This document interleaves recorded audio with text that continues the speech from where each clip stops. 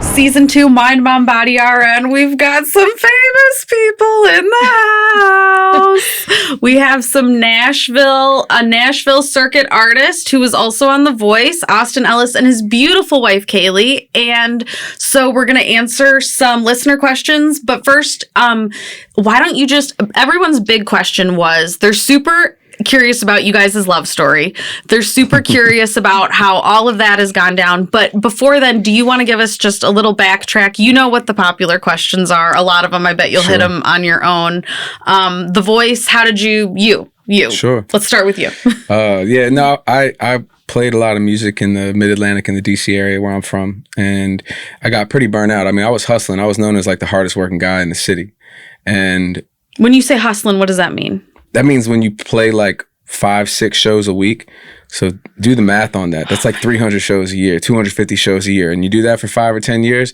And these aren't like 45-minute sets at a music festival. This is not a writer's round in Nashville where you play like 8 songs the whole night. This is 4-hour gigs and you're responsible with a guitar and your voice to entertain people that may or may not even give a shit that you're there for 4 hours, 4 or 5 nights a week over 5 years. You know, so you get worn out, if you can imagine. Like, how many times can I sing this song? And how many times can I sing it like I really mean it? And how much do I really give a shit about That's how, like, I can literally, I feel like I can relate to that, just like being on call for births. Like, one year I attended 300 births and like spent the majority, like, That's wild. It doesn't matter how much you love it. It doesn't matter how passionate you are at that point. You're fucking tired. Yeah. And music, music like child rearing is a very emotional, spiritual sort of thing. Yeah. And so you only have so much spirit. And so really, now that we're thinking about it, like the same wear and tear that kids can give a mom, you know what I mean? That relentlessness and the spirit that it pulls, and you don't have anything to pull from after a while. Mm-hmm. When you're trying to put your heart out there for people to hear and connect with music, you know what I mean? And you're not getting that reciprocity, eventually over time, it's like, and it's not like I wasn't having good shows. It's not like I wasn't making money and everything was cool, but it wasn't enough, you know? And so I felt pretty far out of balance and I was starting to get a little desperate. And I always liked the premise of The Voice. I thought, unlike some of the other popular shows, it was more authentic to what music is about. I mean, because really, you don't typically see music first. And even if you do, that's not what really grabs you. What grabs you is the music itself. So the fact that the show is based on these famous people can't see you. Yeah, because they can only feel you. And that's legit. That was one of the questions. So that's true. It is, especially on the first round. Okay. The blinds are truly blind. There is no manipulation. There's no, it's completely randomized. And that's a beautiful thing because it democratizes the process. Mm-hmm. There's been gatekeepers in music for such a long time. You know what I mean? Prior to like MP3 and what we now know is like streaming music.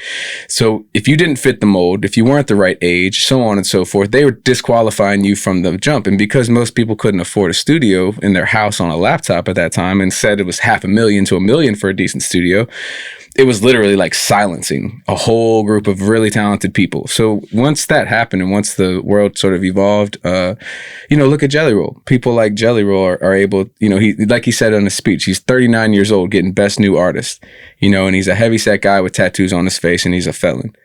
And yet here he is taking over the world. And it's amazing and it's beautiful. And he's really saving people's lives. You know what I mean? Mm-hmm. As much as another good looking guy singing country songs would be cool at the country festival or while you're on your boat or whatever, how many lives are those songs saving? Because Jelly Roll songs are saving people from killing themselves. You know what I mean? And overdosing on drugs. You know what I mean? He's really out there doing something. So it's beautiful that our world kind of woke up to the idea of who fucking cares what they look like, Is it real or is it not? And if it is, then let's go with it, I just want to do one caveat because our listeners don't know that you're associated with Jelly Roll. They just know about you. Can you talk about that relationship just for a minute? Yeah, I mean, honestly, to be honest with you, I haven't spoke with them over the last year. I mean, there's a point where people are ascending and it's like he's not even answering half of his best friends on his phone because he's so inundated. So I don't expect to have some tight relationship with him, but his generosity and his team were the reason that I moved to Nashville, the reason that we met each other, and the reason that I'm able to have like the freedom and career that I have in such an advantageous position like Nashville versus coming from Maryland. It's like, I love Maryland. I love where I'm from, but I'm not expecting to like bump into a publisher of a music company at the bar. In Nashville, it's like if you bump into someone and they're not in the entertainment industry, you're like, oh, it's almost like meeting someone who's from Nashville. You know what I mean? Yeah. It's like, oh, you're a native. It's like, oh, you're an accountant, and it's nothing to do with music. You don't have a podcast. You know what I mean? It's like, it's suspicious, So it's cool to be in an environment where everyone's getting after it. And this isn't our first time meeting, by the way. They have a lovely home in Nashville, and they welcomed me into it. I got to meet their beautiful daughters. So this is Kaylee, Austin's beautiful wife, who has so graciously decided to come on and share her story and to share your motherhood experience. And so, Kaylee, can you talk a little bit about yourself? Yeah, of course. I'm Kaylee. I'm from Nashville, Tennessee, and I met Austin a few years ago, and honestly, that's kind of when my life turned for the better, and started a family and became a stay-at-home mom, and I work for Austin. I'm his booking agent and one of our really close friends as well. I'm also his booking agent, so kind of helping that aspect too. But yeah, that's pretty much what I do. I think she might be underselling herself because you're a goddamn hustler, girl. She can get it. Oh, she could paint a house in 3 days. Yeah, I did do that once. Yeah, I did. I was out of town on a show when my lease was up at my apartment as I bought the house that we now live in. And I left in the apartment and I came home, moved into the house. Full decoration. I mean, it was a Halloween decoration. It was like, not only was I moved into my new house, it was decorated, not just like, I don't mean like a picture on the wall. I mean, there was a picture on the wall, but there was also Halloween decorations around the house that I had never lived in before. And I left on a Friday and I come home to a home on a Sunday, and it's all her. I have to say, Kaylee, one thing that about your light and energy, and Abby and I Abby is our COO. One thing Abby and I always say, when we talk about you, is that you have the personality of home. When you are around people, it feels like they're home. You exude, wouldn't you say, Austin? Oh yeah. Well, that's what happened when we met. I mean, I wouldn't say it was even weeks almost before all of a sudden my apartment started looking nicer. It was clean. The kitchen had been used. I'm like cooking microwave meals and making smoothies. I'm trying to eat healthy, but it's like the bachelor version of healthy. You know what I'm saying? Yeah. And she comes in with 2 bags of groceries. There's kale in there and some other shit. And she really made my place, feel more like home. You know what I mean? And then watching her, watching what she's done with our home, it's been I've learned to just kind of get out of the way. I'm like, oh, that's a good idea. We should do that. Where? Lowe's? Okay. Paint. Okay. Let's get it. I'll go get it. Or let's order it. It'll be here in no time, because she's got great instincts and she's just, not just the decorations, but, cooking and help, just being awesome. She's pretty fantastic. What I wanted to say is that you are able, I'm not trying to say you're best friends with Jelly, but you can speak to the authenticity of his character. 100, yeah. 100%. Yeah, no, I mean, Jelly is one of the sweetest, most humble, and I mean, you hear these stories constantly because it's just who he is. He can't even help but be such a great person. I mean, really, for me, I've been working in music for a long time, but I've only been around so many professional, upper level artists. And obviously when I was on The Voice, I met, Adam Levine and Shakira, but I wasn't spending day-to-day time with them necessarily. Right. Being around Jelly Roll, especially watching him go from being sort of a cult hero to a mainstream mega success, it's that saying where you say they deserve it. That's literally who they are, whether you're the guy at the gas station or you're his best friend or his family. You know what I mean? So I could definitely speak to that. He was nothing but gracious and real with me, and I'm really happy for him and his family. They deserve it. Yeah, and then that's. Did you want to speak a little bit to his mentorship and inspiration? Because you have shared with me previously that you felt like you learned a lot from watching him. Yeah, and that's what I even meant to say that just now. But it's cool to be around someone who you feel like you can look up to as an artist, because a lot of artists and creative people, it comes from a catharsis and you're sort of battling with your own demons, and he's very upfront and open about his own demons. And so he kind of gives you a template. It's okay, this is clearly someone who understands himself as an imperfect person. And yet he's out here doing, you could say God's work if you want, but he's out here doing the real work and really connecting with people. And being himself at the same time, being vulnerable and having his flaws at the same time. And so a lot of times when artists have that fear of putting themselves out there because they might not necessarily accept themselves, when someone's able to transcend that, it kind of gives you inspiration to say, you know what, look at what him being vulnerable has done for so many other people. Look how you showing that your armor is not perfect is the reason that you can actually connect with other people, because we all struggle with these things. You know, like Kanye West said, we all insecure. I'm just the first to admit it. You know what I mean? Like that's a fact. And so it's beautiful to see what he's doing. And I really do. I look up to him and sort of try to, you know, motivate myself to go after it in that way and to be fearless and to accept my own flaws and let it hang out, so to speak. I mean, my man's name is Jelly Roll. It starts with that, you know what I mean? And that's so cool. And even me, you know, I'm not the skinniest guy, so I'm like, all right, big boys can make it. Okay. Yeah, no, but like I've had your wife's roast before. Like I would not be able to like, oh my gosh, she's a banging cook. She is. What I was going to say about that, though, is it kind of seems like Jelly was like the catalyst for you to be like, yeah, I'm going to go all in on myself. Like, yeah. And that's really amazing. Yep. And even like I had achieved some exceptional level of success prior to coming down here, you know, from the bar gig days to now, like getting flown around North America. I mean, it was a huge lifestyle improvement, but I didn't necessarily feel like I had a voice and definitely between his team, you know, inviting me down and then witnessing his, you know, process, you know, and authenticity. It's like, yeah, definitely go for it. There's nothing to do but go for it and be yourself, because that's the only way it's going to really work. And why would you want to really live any other way? You know what I mean? You got to accept yourself and let go. Okay. Well, we love Jelly. We're super happy for Jelly, but we're here to talk about Austin, and that's what our viewer questions are about. But thank you for like sharing that like mentorship, because it's cool for people to know. Like people often ask me like, who are you inspired by? And so it's cool to know that. That's a really cool thing. But so can we go back to On the Voice? So a lot of people wanted to know what's true, what's not. So they really don't see you. That's true. No, the blinds are done. The blinds, and you know what's cool is that they're honest. The production team is honest with it. And I'm pretty sure I'm beyond the statute of limitations for those contracts I signed back then if I accidentally speak something that's not supposed to be known to the public. But they are very clear and upfront with you. They're like, look, they don't know who's singing.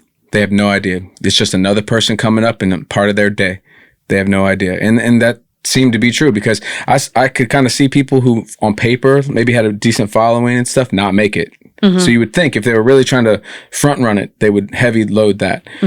Then once you get through the blind process, they come to the whole group who's left, and they're like, all right, just so you know, this is Hollywood, and we may or may not have people that we want to do well, because you know they're going to raise the profile of the whole show.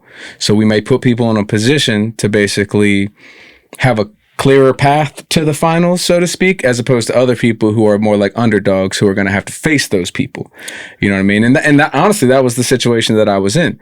You know, I was about to say, I was going up against a 4-turn person who ultimately won the show, and I was a 1-turn person. You know what I mean? So it was sort of set up for him to go through. So yeah, a 1-turn person is like on The Voice, where one person turns around, and some people get 2, some people get 3, and some people get 4. And obviously, if you get 4 people, that's sort of it's shown through clearly to everyone that you're definitely gonna move through.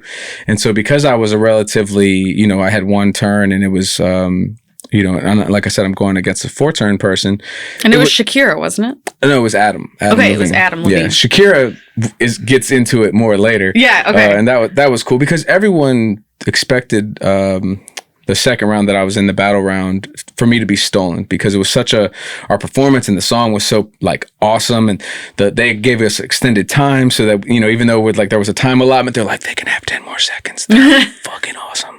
You know, and it was like whispered all around the production, you know, and it got back to me several times about, you're going to get stolen. Like, you're fine. Don't even worry about it. Like, even though it's a 4-1 thing, you're going to get. And so I guess. Will you explain the stolen? I know I've watched The Voice, but just for listeners who haven't watched The Voice. Yeah, when you get to the battle rounds, if someone loses their battle, one of the other coaches, if they have an allotment of one or two steals, that they can just like grab a person and put them on their team. And so that's what everyone anticipated was going to happen with ours. But I think they got cocky with it or something, because they waited in the slate for us to go maybe like 2/3 through the people. So most of the coaches had already used all their steals. And I think Usher maybe had one left, but he didn't use it on me. But Shakira, however, was so upset that she had used her steal, the person before me, that she got up out of her chair, mid-production, full studio audience, the whole thing. She's like, excuse me. And she gets up out of her chair. She gets up and she walks off the stage. Doesn't, say what she's doing, nothing. Just like up, out, follows me off stage. And so she comes backstage and she's like, oh my God, you're amazing. You have to keep going. I'm so upset that I used my last steal. I want you on my team. I wish there was something that I can do. And she's like touching me and like hugging me and what like does consoling she smell me. like? Gold. Okay. She smells like the color light gold that just emanates from her. Yes. And so I'm literally having like a dream moment. It's like I'm supposed to be upset that I just like lost my battle and that I'm going to be off can't breathe. Yeah, exactly. The half Mexican in me is literally like full on like about, I'm like, fuck your husband. You know what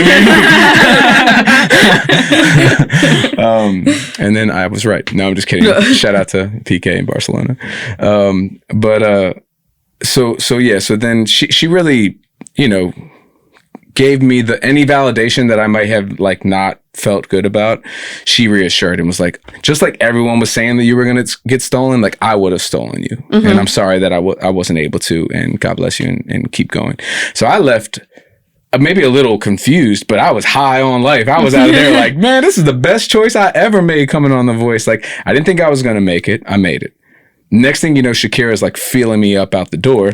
And what's the difference between the guy that wins the show and someone who was on the show? It's really not that big of a deal. Right. In fact, most people that win it, and my friend Josh, I think he negotiated out of most of the deals that he signed to, and he won the whole show. Mm-hmm. So like, it just goes to show that, being on The Voice is super helpful to market, connect with people who love the show and so forth. But the difference between winning it and not winning it, probably not that big of a deal. Right. You know what I mean? It's more like, what are you going to do with that credential? And so, for me, The Voice was a catalyst and gave me sort of a competitive advantage to market. And that's what led to me being like flown out around the country. Mm-hmm. Yeah. So a lot of the questions were, how much time did you actually get to spend with the coaches? And then there were questions because they said like The Voice seems not fair. Like it seems more like it's strategically like almost like, what did the lady say? That it feels like studio plants sometimes and different stuff like that. More happens with The Voice than American Idol, let's say. Okay. Well, here's the thing. I mean, it's in the best interest of every production to have the best talent that they can have on their show. Mm-hmm. Right. Yes. And American Idol was a pioneer. And there was a whole different set of economics that went with that, because that's even before the music industry really changed. Mm-hmm. So they had $1 million, $10 million, $5 million to promote whoever won, like Carrie Underwood, whoever won the show. They're actually trying to make that person a big artist. With Kelly Clarkson, yeah. Yeah, with The Voice. And notice how it was started like that with Adam American Levine. Idol. Yeah. Right, but like after like the first 8 years, and once the Spotify and everything really started to turn over and the money wasn't there in the music industry anymore, you never heard another American Idol winner really do anything, mm-hmm. unless they did it on TikTok, or something by themselves later. Mm-hmm. But they stopped putting that money into it. The Voice, they kind of knew who they were when they started the show. So mm-hmm. they knew they weren't going to put a ton of money behind the winner. They were spending their money on the coaches, mm-hmm. what I mean? Because that's what's going to draw eyes and that's what's going to sell ads on NBC. Mm-hmm. You know what I mean? That's the point of what they're doing. Right. When it comes to the quality of the product that they're offering, they do allow, obviously, like the other shows, big lines of people to, and that's where I came from, in New York and Chicago, all the big cities, for people to line up and audition. But they also have a whole network. I mean, you're talking about Universal Records, NBC and Universal is who makes The Voice, right? They have a whole network of managers, booking agents, and artists, you know what I mean? And so they reach out and say, hey, if you got somebody you think is cool, who looks good, who sings good, and you want to give them the profile of being on TV, they can come in and have an audition. And so the only difference between someone who gets in line and someone who is invited through their management or something for a private audition is just that one step of getting in line. So yes, and I learned this while I was on the show, actually. It was really surprising to me. So I'm like in an elevator in the hotel during The Voice, and I'm with 2 other artists and a PA. And the 2 artists are talking like, so where was your private audition? And so my ear peaks. I was like, I wonder what he's even talking about. For real? Yeah. And he was like, oh, mine was in New York. And the other guy was like, oh, mine was in Chicago. And so they all look at me. And they're like, where was your private audition? And I was like, what's a private audition? I'm like, yeah, I was in New York, but I was in line. You know what I mean? They were like, and they all like, you know, the jaw comes. They're like, you were in line? Like you were, oh, you're one of those people. You know what I mean? And the PA is like understanding the situation's getting a little like confused, and he's going to be like the moderator. He's like, so a private audition is from an agent or, you know, so forth, who recommends their artist and they're trying to put them on. The other people from the, you know, like the cattle call, if you will, we call them gems, because really what it boils down to is like, it's like 20% of the people you ever see on The Voice. And again, I hope I'm not offending anyone by saying this over at NBC or Universal, but 20% of those people come from those cattle calls, come from the line that I came from. 80% are from referrals. So that's the only element of like, quote unquote, planting. It's about quality control. You know, they're still giving everyone a chance, but they're gearing towards established artists who are going to make them look good, you know, and that's why that's why everyone loves The Voice. So if you know, if you got a problem with it, I don't know, watch X Factor, or watch American Idol. But they're just trying to make sure that there's good people. And then, like I said, once it's through the blind stage, that's all an independent, private audition person can fail there, just like a person from the street can fail there. Once it gets past that point, that's when they start to. It's not like, and again, they're upfront with us about it. And that's the most important thing, right? Because we're the ones agreeing to be a part of it. They're only going to put people in a position that they want to succeed because it's only going to help the brand. It's going to help the show. That doesn't mean we don't have a fair chance. It just means that the odds are going to kind of favor the people that, you know, have favor, so to speak. And I can't be mad that they want like a person that's got 100,000 or 1 million followers on YouTube to do well on their show so that they can say later when that person blows up, it was The Voice. The Voice made their career, when in reality that person was already doing it, and it just was a part of their journey. On the other hand, someone in my position, it's just taking someone from relative obscurity to putting them in the same environment and giving them an opportunity to do that, you know. And I knew that when I was in line in New York. I mean, you're in line for like 8 hours. I'm listening to the people. And there's 10,000 people in line. I'm only listening to like the 5 people in front of me and the 5 people behind me. And I'm like, oh, that person sings good. I'm like, oh, that's it. I can't do that run. I don't know. You know, so the separation is so thin, so random. You know what I mean? I didn't go into it with any expectation of making it, but clearly I defied the odds. And I learned that in that elevator where I was like, a gem. I was like, oh yeah, I've heard that before. Maybe in a different connotation. Like, oh, you're a real gem, you know. But no, that's what happened. I'm really like that gives I like watch The Voice, and that gives me context for a lot. Right. That explains so much. Actually, I feel like a lot of like things. It's like click, click, click, click in my head now.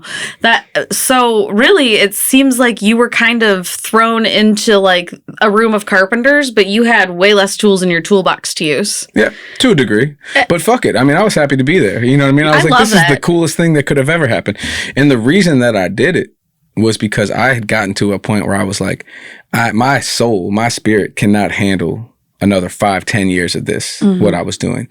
So either this is like God's going to give me a sign that music is something that I should continue to pursue and I make it on The Voice, or I think it's probably time to like find another path. Even though, of course, I'm always going to love music and I'm going to have it in me, but maybe I'll be a lawyer, maybe I'll be an accountant, maybe whatever, you know, a career that I can, a path that's clear, so to speak. And more importantly, a change from where I was coming from. So the fact that it really gave me that kind of affirmation, it was like, okay, now what? And then I was able to like leverage that into a business that now has created, you know, abundance in my life. And the reason you can live in Nashville comfortably and fly all over the country and have an awesome wife who handles the booking and stuff like that, and we can have a family business. If it wasn't for The Voice, you know, it never would have happened.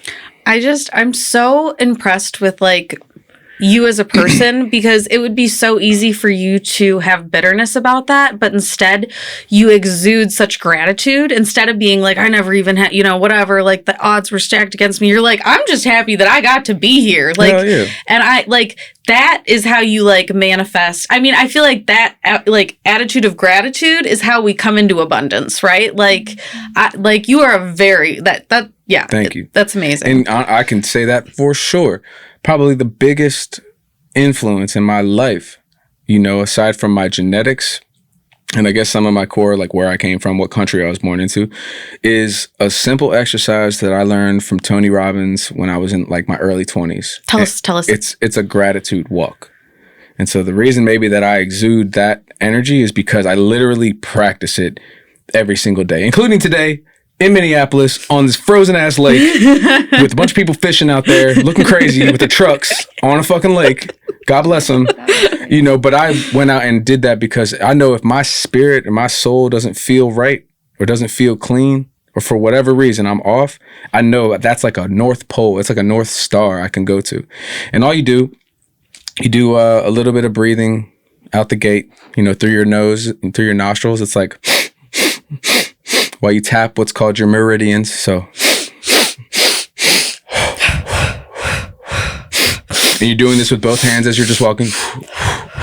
Okay. Right? And if you want to do some affirmations, then cool, but you don't have to. It's literally about getting oxygen into your brain, changing your state. You're moving, you're out typically in some form of sunlight, and now you're doing a breathing exercise. So you're getting your mind primed for whatever it is that you want to put into it. Okay. Then you start with like it can be a 15-minute walk. It doesn't have to be a big deal.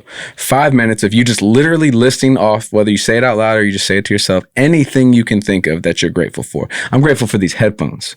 You know what I'm saying? Yeah. Because these are my favorite headphones, and I didn't expect them to be on the podcast today. I'm grateful for my toes not being busted. You know what I'm saying? I'm thankful for my... Are you talking about my toes? No, girl. No, yours aren't busted either. Okay. That's something to be grateful for. Yeah. You know, that my knee didn't blow out when I played football. You know what I mean? That I was in all the dangerous circumstances that I found myself in my life, that I've never been a victim of anything crazy. You know what I mean? Or just the fact that I have a beautiful wife and a beautiful house and a beautiful family. Anything, just ding, ding, ding, anything you can think of. List anything you can be grateful for. So once you're done with the gratitude portion, you just focus on like 5 minutes worth of what you can envision in your life. So things you want to manifest, things you want to happen in your life, a house, a relationship, wealth, health, how your body looks, what you're driving, anything you can think of, and just, you know, let your imagination run wild. And then on the last 5 minutes, you just do some affirmations, and it can be, I love myself. It could be, I'm confident. It could be, every day in every way, I'm getting better. It could be, all I need is within me now. Whatever. Just repeat some things that make you feel good, and then go on about your day. Do that shit for a week. One, and this is what Tony Robbins says, and this is why I can call it for what it is. He said when I learned it from him the first time, I guarantee you, if you do this for a week, you'll do it for the rest of your life. It's been like 15 years, still do it. And my life is definitely better. And I'm definitely in a better state of mind. And I'm definitely more likely to manifest those things and to truly appreciate all the blessings in my life if I do those things. But to his point, I'm still doing it. And I would highly recommend it for anyone in any circumstance. If you want to improve your life, the more you can base your mentality around gratitude instead of whatever trauma or bullshit you're telling yourself, you're going to be a better off person, and you're going to enjoy the process a lot better. Yeah, no, that's true. And that goes to a listener question where they said, did you ever feel like, and I'm paraphrasing here, but like that's at points, rejection in the music industry has actually been protection at times? Like if you maybe like you not winning The Voice, if you had won The Voice, would you have met Kaylee? Right. Like, do you ever feel like part of that, you know, has been part of the challenge being the way, or, you know, that sort of thing? Yeah. I mean, I think if it wasn't for me getting to a point where I was struggling with the bar gigs and the restaurant gigs when I was younger, even though I was trying my hardest and everything, I would have never gone on The Voice. Mm-hmm. If I never would have went on The Voice, then I probably would have went down a different career path. And because I went on The Voice, I still had to figure something out to do. Mm-hmm. A lot of people go off of The Voice or these shows and they go back to the barbershop they were working in before. You know, so I had to figure out a way to flip it. And fortunately, I was able to do that and sort of innovate a business model that allows me to sort of work outside of the rejection of the music industry. Right. And that's sort of the beauty of my position, and I'm super grateful for it. But if it wasn't for like the soul searching that I had to do as a result of the pain, mm-hmm. I don't think I would have found a solution. You know, I'd have been content in playing bar gigs and restaurants for the rest of my life. But because it hurt, it made me find another path. And the path that I've been fortunate enough to find is super blessed. And now I have all the freedom to go for it. Right. As I see fit and how I want to. But I don't really give a fuck if anybody, you know what I mean? Like, I'm not dependent on anyone's approval in order to be successful or to be happy or to be wealthy and so forth. So that's a blessing. That kind of gives you like, well, it's more like fuck it energy than I need someone's approval energy. Right. It's more like, what else am I doing? I might as well do something positive for the world because it's doing so much positive for me. Mm-hmm. And if someone doesn't like it, it's not their cup of tea. Well, you know, drink coffee. I don't know. It's all good. Part of what I was going to say is so authentic about you is that you run your own business. You can come on this podcast and say whatever the fuck you want because you're not working for any man, right? Like, and that I think lends to authenticity too. And it comes through at my shows. You know what I mean? When I'm on the mic and I'm talking real shit with people, they don't expect me to be like that. You know, they expect me to A, not say anything, or B, be super like, oh, hello, professional, good evening, ladies and gentlemen. Meanwhile, I'm like busting out a British accent and talking about sex, you know what I mean, to a grandmother at a wedding, and yet the whole room is loving it. You know, like they're just busting out laughing and nothing but good vibes. She's getting turned on. You know, it's awesome. You know what I mean? Like that cougar energy. Yeah, you know, I'm giving her one more for the road. You know what I mean? Like, like y'all Shakira did. Yeah, exactly. Right. You know, but I mean, I don't know. I've always been stubborn in that respect. Even when I was playing the bar and restaurant gigs and people were telling me like, oh my God, so is this what you do? Like, what's your real job? And I'm like, my real job is making this money right now, fool. Like, get the fuck out of my face. What you mean? Do the math on it, you know, because most people are, I mean, one thing that does make me super appreciative and grateful is that I understand the economics and the struggle that people deal with in everyday life in America and the restaurant and the rest of the world. And so the fact that I'm able to do what I'm able to do, live the lifestyle that I'm able to live is such a blessing. So I don't take it, you know, for granted. But at the same time, when people like in those positions who just don't understand and they're just trying to be as nice as they can be, try to tell you that you can't make a living doing what you love, that you're never going to make it, that you're not going to survive, that you should be starving, you almost deserve it. That's when you just look at them like, all right, so I'm just going to forgive all that and ask you, do you want to sign my mailing list, buy a CD, or leave a tip? And normally they're like, I'll buy a CD, and I just go on about my day. You know what I mean? Because I'm not going to try to like convince this person that I'm able to make it. But it's sort of that ability to tune that out and look for options and look for a path that has allowed me to be like, fuck all that. I'm not going to be a starving musician, period.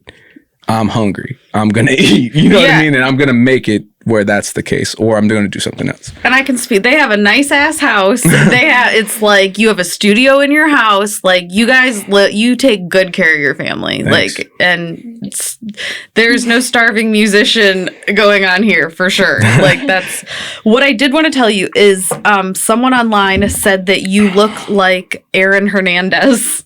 Who is that? Oh, from the football player. I watched that documentary. Well, you know, I might have a little murder in me, motherfucker. Huh? Fuck you mean? Don't make me put this guitar down. I swear to God, bro. I understand violence, all right? I just be trying not to show it. You know? It was two, though. It was two people that were like, because I was like, who would you, you know, it was like fun questions, and it was like, yeah, so you get Aaron Hernandez. I'd wondered if you'd ever gotten that lookalike. I did play tight end in football. Did you really? I did play football, yeah. So maybe you have that energy. I'm a Cervantes, technically. Pero, you know, if you want to call me Aaron, it's okay. It begins with an A. So does Austin. I need an alternative personality, so, you know. I like that. Oh, and you both have, what else did you both come? Because he grew up in, it wasn't Maryland, but it was kind of, was it New York? I don't remember, but I'm going to have to go back and watch it to see on the looks, you know? He made some poor decisions, but he was talented. Yeah. Yeah. And all my decisions haven't been perfect, so, yes. You know, maybe there's some to it. Yeah. So the other question that they had, so I have like 3 more big fan energy questions, is how has your voice changed as you've aged? Yeah, that's a good question. Well, I've smoked a lot more weed since I started singing. So do you feel like that's affected it? It does. Yeah. It can. Yeah. I mean, honestly, if you stop smoking for like 3 weeks, 2 weeks, you know, your voice will clear up quick.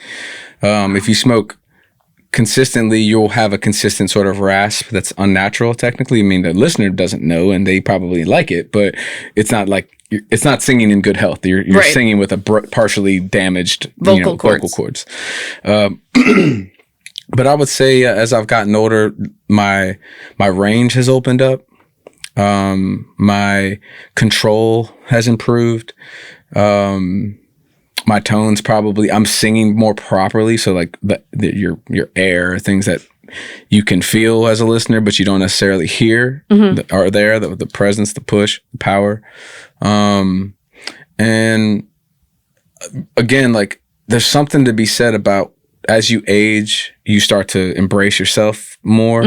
You're coming from a more authentic place. And what I found is, and then again, like I was saying about being in the voice line, hearing a more technical singer, only 3 people in front of me and being like, I'm not doing none of the Mariah Carey runs. I'm not doing none of that. All I'm doing is trying to feel and then allow you to feel.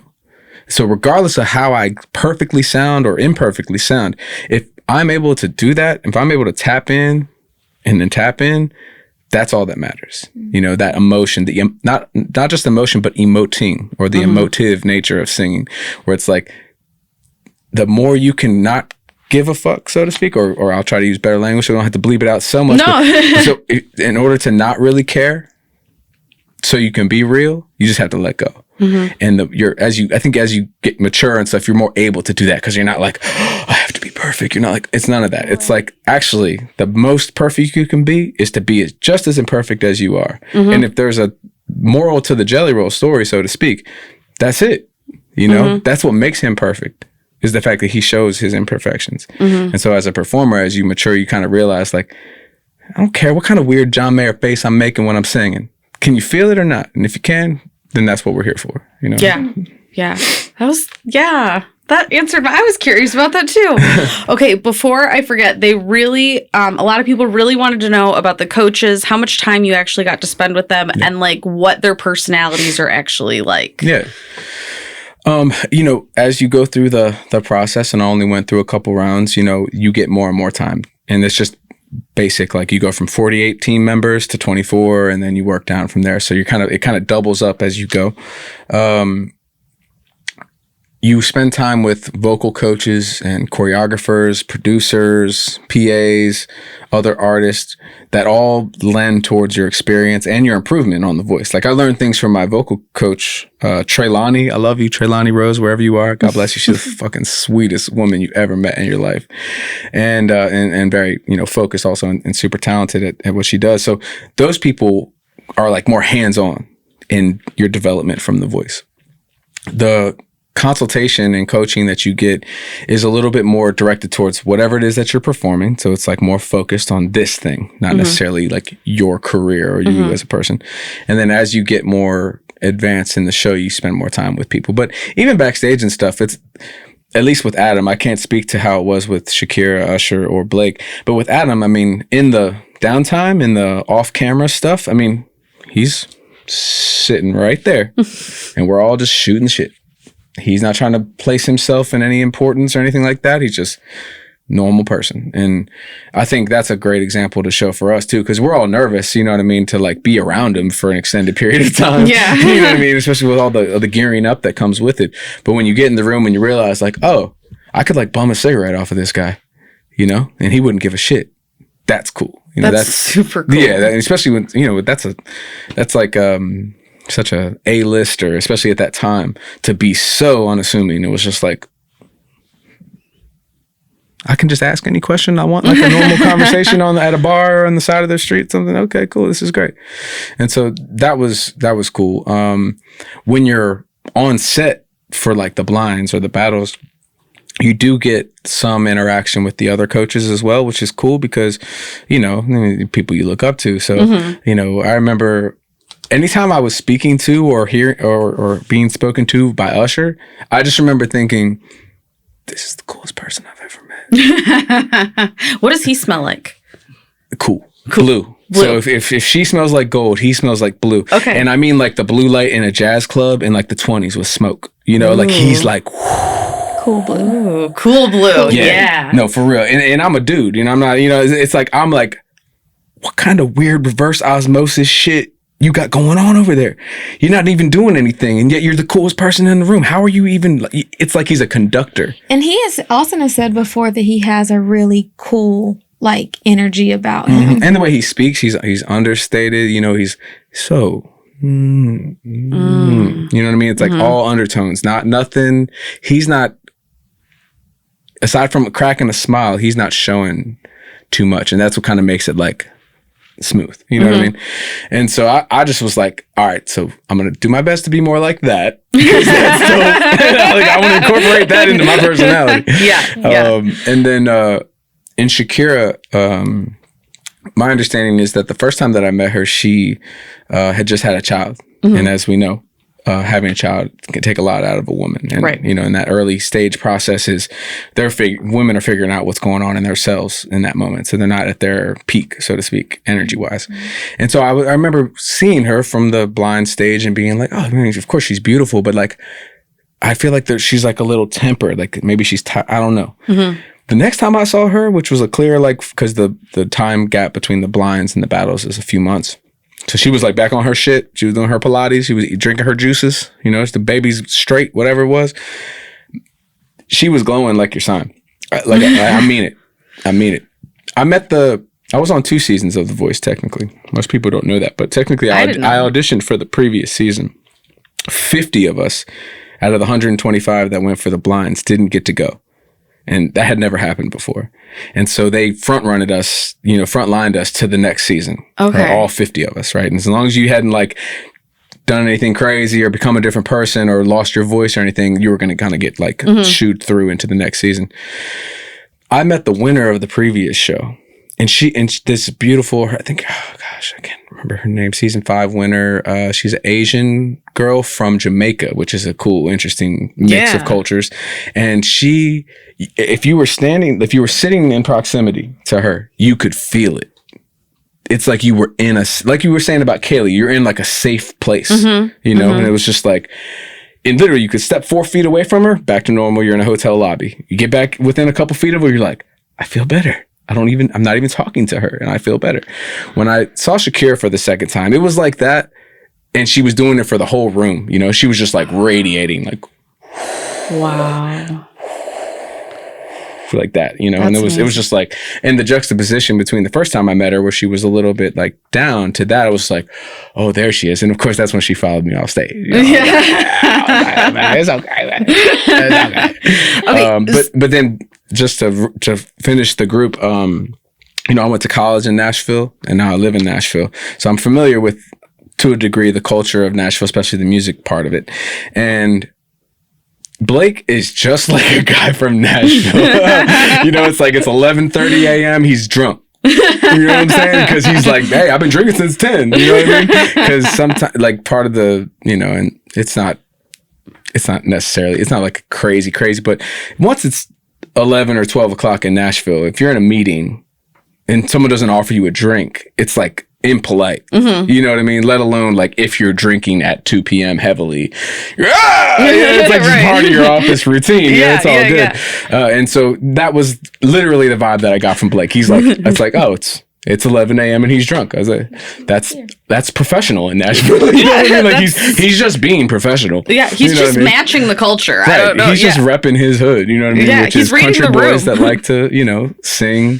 They take their music seriously, which is the most important thing if you're a musician, and they like to drink. It's all good. What does he smell like? Vodka. Okay. No, I'm just kidding. I don't know. I didn't get that close to Blake. I didn't interact with him all that much. So what does Adam Levine smell like? Well, like I said about bumming a cigarette, we were smoking. Okay. So I smelled tobacco when I was around him, but it was sexy tobacco. Sexy tobacco. Yeah, I like that. It was like hand rolled tobacco, you know, like cowboy shit, you know. Yes. Marlboro Man. And then the one other question was, how long do you have to like not say anything for? Like, do people be like, did you win The Voice? Like, did anyone ever run into you and it hadn't been produced yet or wasn't out yet, and so you were just like, I can't say. Well, because I went through 2 seasons of it, I had to be. It's like you give that wink to the people you know who would like know you're up to some shit.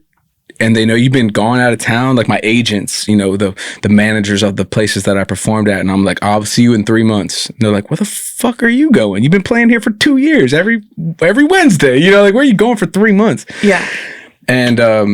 And so the first season of that, everyone was cool with it. By the second season through, they're like, man, fuck you, bro. They're like, you're not on no show. You're just bullshit. You're just running, dragging us all through your mud. You know what I mean? Like, you're just like, when are we going to find out? And, you know, and they put you in such a tight spot. because you sign NDAs and all these, these agreements and so forth. And it's like, I can't speak on it. I can't speak on it. But when it's a year of I can't speak on it, it's like, what do you even have to speak on? And then finally it's like, okay, tune in. You know what I mean? I was actually on a show and this is it. Wow. So yeah, it was a while of keeping it under wraps and plus I'm frustrated at that point. You know what I mean? Like it's tough to get geared up for something like that. You got your whole family out there, in California. And they didn't know if you'd won or not. They didn't know if you'd even been on the show because they're going to be there for the blinds. So that's the initial audition. And then to not get to go, it was, it was frustrating. It was tough because you get so amped and then you're like, no, I got to wait. And it's a waiting game, because the way they frame it, it's tough. And God bless thank God I was a full-time musician prior to The Voice, because for the people that work normal jobs, can you imagine telling your boss, sorry, listen, I may or may not be available from like March to May, but I may be available. So don't give up my job, because they haven't told me. You know what I mean? So you're literally in like this limbo where it's like, I'm just waiting for an email to see if I made it to the next stage or not. If I did, I won't see you for 3 months. If I don't, I need my job. It's like a deployment thing. It is. Yeah. And that's why I respect people who do come from normal, quote unquote, normal backgrounds and go on the show. They're taking major risks. Giving up their lives. Yeah. Mm-hmm. Risking their jobs, their relationships, you know what I mean? All sorts of things. So, it was a little bit annoying to have to keep it from everyone all the time and for you to be like, no, I mean it. I'm not just making this up. You know what I mean? Like, I really can't tell you. That is funny though. Sure you were. Right. They're like, yeah. Keep playing. Hey, brown-eyed girl. Let's hear it. You're like, fuck. So I think the last thing, which I forgot to ask you to do before, but I think for the very first time on this show, we're going to have a dadity. Usually we have a momity where we ask the mom to tell a funny story, which we'll do for the next episode. Do you have a daddy, a daddity? Daddity? A domity, a daddity? A daddity? Yeah. Do you, like, funniest story that pops in your head from your kiddos? With the girls? Oh man. I know I had a good one. What was the one I was talking about yesterday that was honestly funny? We were talking about it last night. Yeah. What was trying to think of like funny moments with the kids, and he did have I had a good one good one, but I like led it with two sort of mediocre ones so that the third one would hit when I was telling her. You know what I mean? Like I started with some like, oh, this one. Oh, that one. And I was like, I hear it. What about this one? And she's like, that is funny. That is funny. I don't remember what it was, What though. was it? Oh, man. We're talking about, I taught Lila our oldest how to swim, and potty trained her both in like a day, like each, not in the same day. I was like, but wow, that's in like one day of me like being with the girls, all of a sudden she's got like a new life skill, and her being like, what the fuck? I come home. I think I had to take Raina to the doctor or something. And I come home and Lila's just swimming in the pool. And I'm like, she can swim? Right. He's like, yeah, I taught her like a couple hours ago. And I'm like, I've been going to the pool with her the last 3 summers, teaching her how to swim. And you've been with her for 3 hours and she's swimming on her own? Oh my gosh. Okay. So much. Yes. And evolutionarily, I have to tell you why that is, because there's science behind it. Yeah. And the reason is kids and dads, when they play together or learn a new skill, get an oxytocin rush that actually makes them more able to master the skill. And they get that oxytocin rush from dad. They don't get it from moms. They get it from us nurturing them, not teaching them.